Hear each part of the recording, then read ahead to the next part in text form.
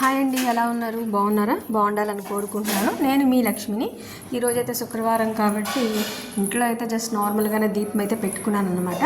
ఇక్కడ చేల మధ్యలో మనకి ఇక్కడ దగ్గరలోనే చేల మధ్యలో సరౌండింగ్లో లక్ష్మీ నరసింహస్వామి గుడి అయితే కట్టారు. వెలిసిన దేవుడే ఎప్పటి నుంచో కట్టారు అని అయితే విన్నాను.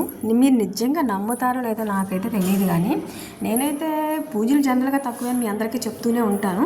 ఈ వీడియోస్ పర్పస్ స్టార్ట్ చేసిన తర్వాత ఎక్కువ విజిట్ చేస్తా, విలేజెస్ టెంపుల్స్ వెళ్తున్నాను తప్ప నిజంగా గట్టిగా చెప్పాలంటే పూజ పర్ఫెక్ట్గా చేయటం కూడా నాకు రాదు.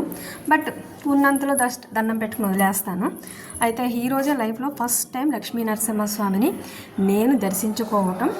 సో ఎందుకు వెళ్ళాలనిపించిందో కూడా తెలియదు. ఎట్లా శుక్రవారం కదా ఉందని తెలిసింది కదా, వెళ్ళొద్దాము అని అయితే స్టార్ట్ అయ్యాను.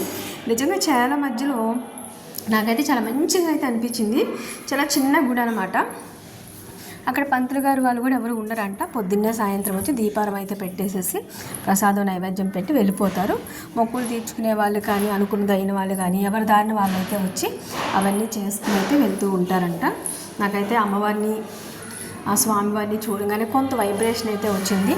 దీని రీజన్ ఏంటి అంటే, ఎప్పుడు వెళ్ళను కాబట్టి ఎక్కువ నేను విజిట్ చేసేది ఆంజనేయ స్వామి టెంపుల్ కానీ, శివాలయం కానీ, సాయిబాబా టెంపుల్స్, సుబ్రహ్మణ్యేశ్వర స్వామి టెంపుల్స్, జనరల్గా ఇవైతే వెళ్తుంటాను.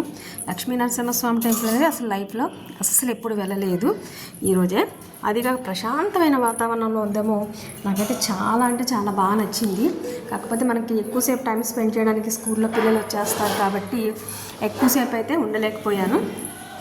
జస్ట్ వెళ్ళి స్మాల్ లిటిల్ బిట్ వీడియో అయితే చేసి దేవుడికి అయితే మనసారా తొలిసారి జీవితంలో ఆయన దర్శనం అయినందుకు నేను దండం పెట్టుకుని అన్నీ మంచిగా జరగాలి, అలాగే నేను మంచిగా కోరుకునే వాళ్ళందరికీ కూడా మంచి జరగాలి అని అనుకుంటూ ఈ వీడియో మీ అందరికీ అంకితం చేస్తున్నాను. Please watch.